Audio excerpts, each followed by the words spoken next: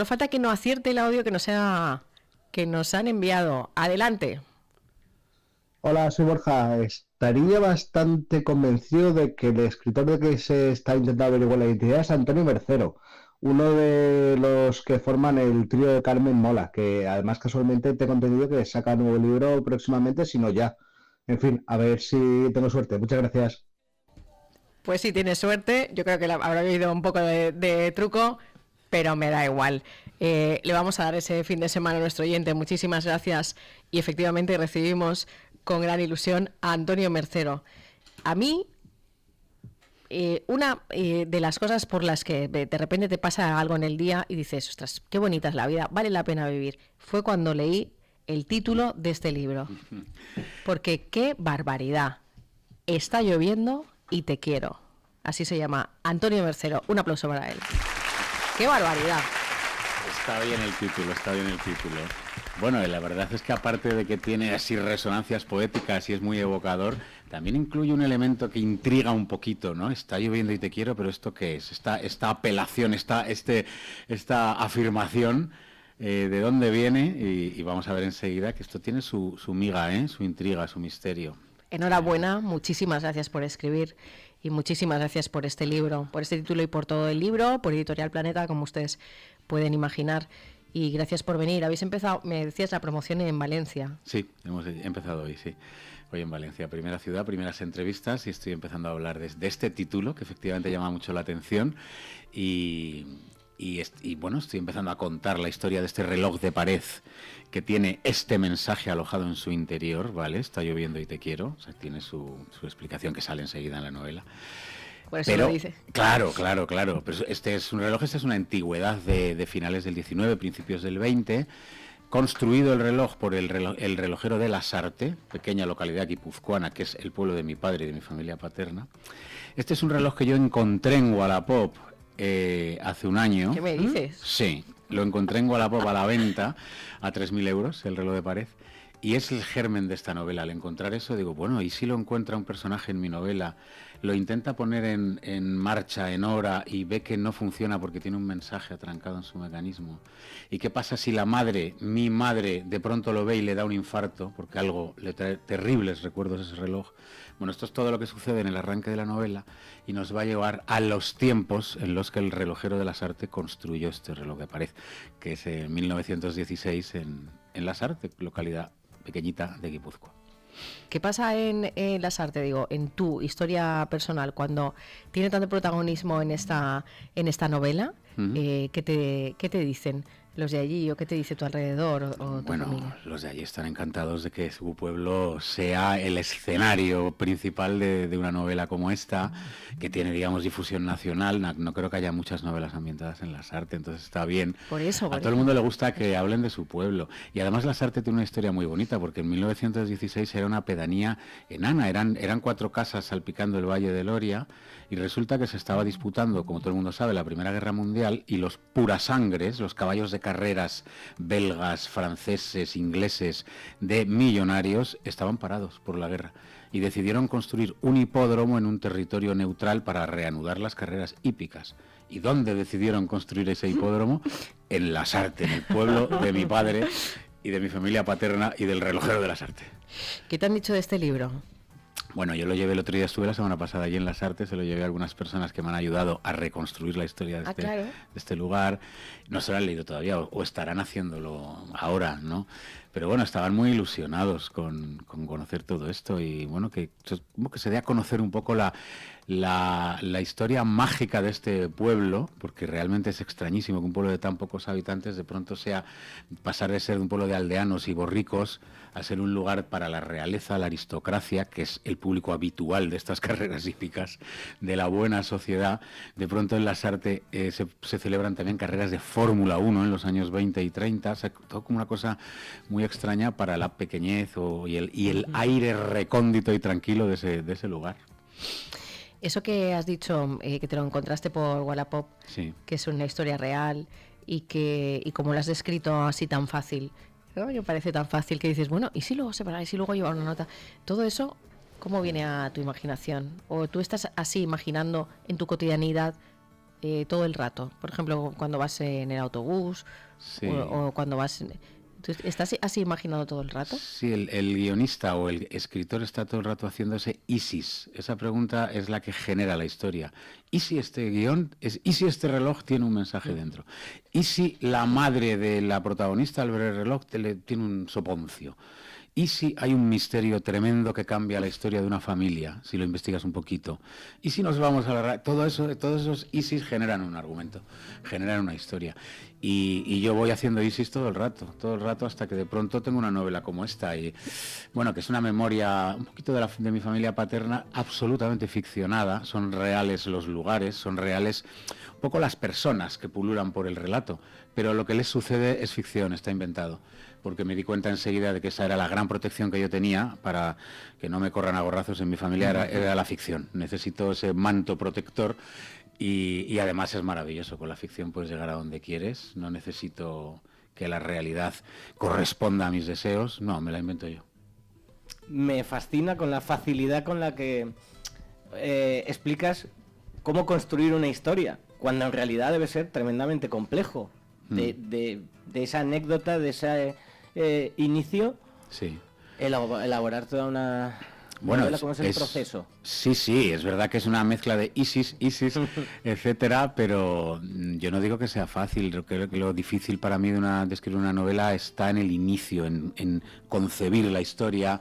Es decir, para mí te mides con tu talento cuando no estás escribiendo. Esa es la fase más importante de un escritor, cuando no escribe, cuando piensa, pasea, se tumba en un sofá o va al cine y se va de un poco y de pronto algo del argumento de la peli que ha visto le abre una puerta del argumento que tiene en la cabeza, todavía un poco amorfo. Ahí es donde te estás midiendo con tu talento y donde te estás ganando el sueldo realmente. Luego escribir, vale, que hacerlo bien, pero lo importante es antes, sí. Prepararlo bien. Prepararlo bien y sí, estar seguro de que la historia que te va a tener luego 8 meses a lo mejor ahí escribiendo delante del ordenador te interesa, te mueve las tripas o te interesa por lo que sea. Y hay que estar muy seguro. ¿Y eso cómo se sabe?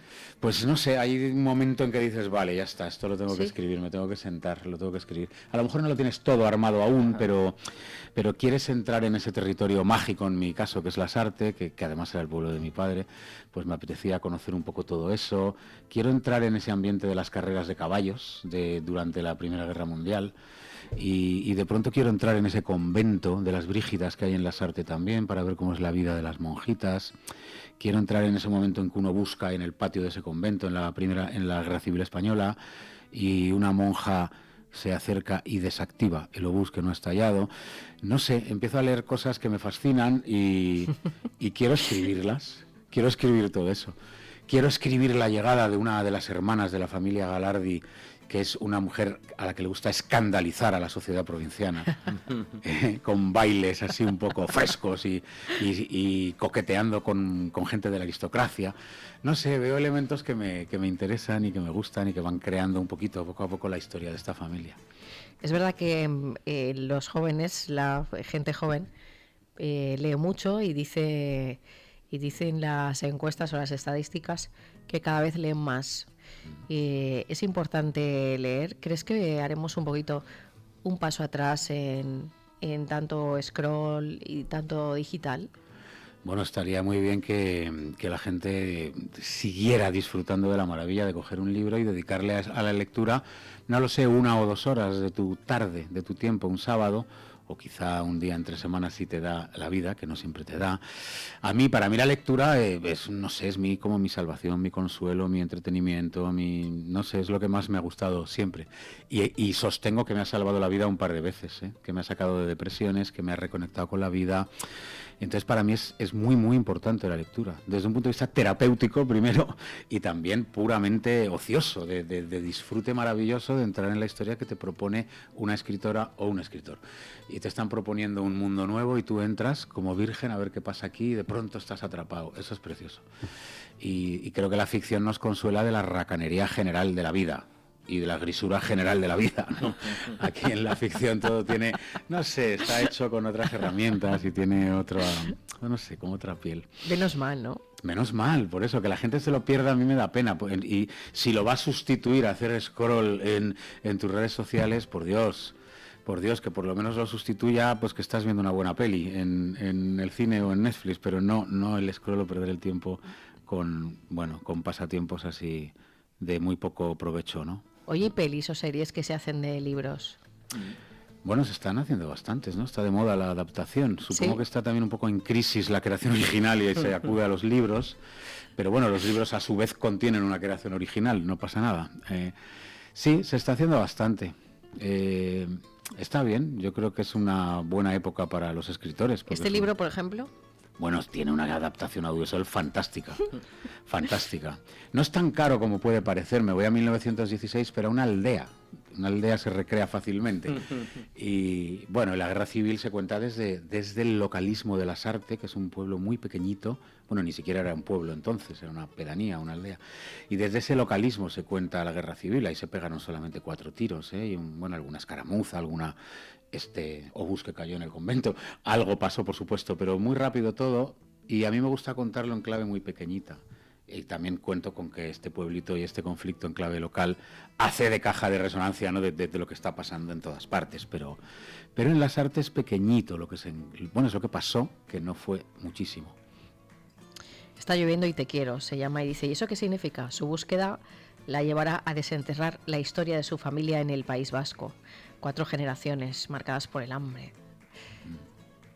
Por el bueno, hambre, tiene sí. pintaza, ¿eh? Tiene pintaza. Además tengo un reloj. Y tiene pintaza de leerlo seguido, porque Sí. aparte es muy cómodo, la letra es muy cómoda. Es cómoda, por ejemplo. sí. Yo estoy contento con el libro, yo creo que es un libro emocionante, que tiene giros y yo lo escribo muy... Bueno, y es que en el título ya no engaña a nadie, Está lloviendo y te quiero es una apelación al lector. Este libro quiere ir muy a los sentimientos y muy al corazón. Aquí no hay rodeos, ni barroquismos, ni nada, quiere ser una historia emocionante. Creo que tiene mucha vida y tiene un poco de historia del siglo XX en España, que es muy convulso, como todo el mundo sabe. Bueno, sí. Mi familia pasa hambre, sí, en el libro un poco, pero la pasaron todas, ¿no? En la guerra, en la primerísima posguerra. Se pasó mucha hambre. Y te decía que como tengo un reloj de pared que pasa de mano en mano a lo largo de todas las generaciones, a mí me gusta hacer un poco de reflexión sobre el paso del tiempo. Y al respecto del hambre, claro, yo me preguntaba, bueno, ¿el tiempo era lo mismo en 1916, lo mismo que ahora? Tenemos la misma concepción del tiempo, de una tarde del mes de octubre en el que estamos ahora, ¿era igual en 1916 que ahora? ¿O cómo era el sentimiento de porvenir y de futuro en 1940, cuando las familias lo único que les preocupaba era si iban a tener un trozo de pan que llevarse a la boca? ¿Tenían sensación de futuro o vivían en el presente más rabioso? Todas estas cosas, el tiempo va cambiando, la relación con el tiempo siempre es psicológica. Y me apetecía montar también cómo es el tiempo hoy, esa cosa vertiginosa, estresante, que ha colocado la salud mental como en la primera de las preocupaciones. Mi protagonista es una psiquiatra, porque así puede recibir a pacientes que padecen estos males del siglo XXI, que tienen que ver con la ansiedad, con el estrés y con estas cosas de la cabeza. Y para más información, compren el libro Está lloviendo y te quiero, y léanlo, se lee enseguida, de Antonio Mercero. Y acertaba, ¿no? Acertaba nuestro oyente. Sí, acertaba nuestro oyente. Muchísimas gracias, Antonio. Enhorabuena. Nada, gracias a ti. Muchas Hasta gracias, la próxima. Marina. Chao. ¿Quieres estar informado de todo lo que sucede en la tarde con Marina? Síguenos en todas nuestras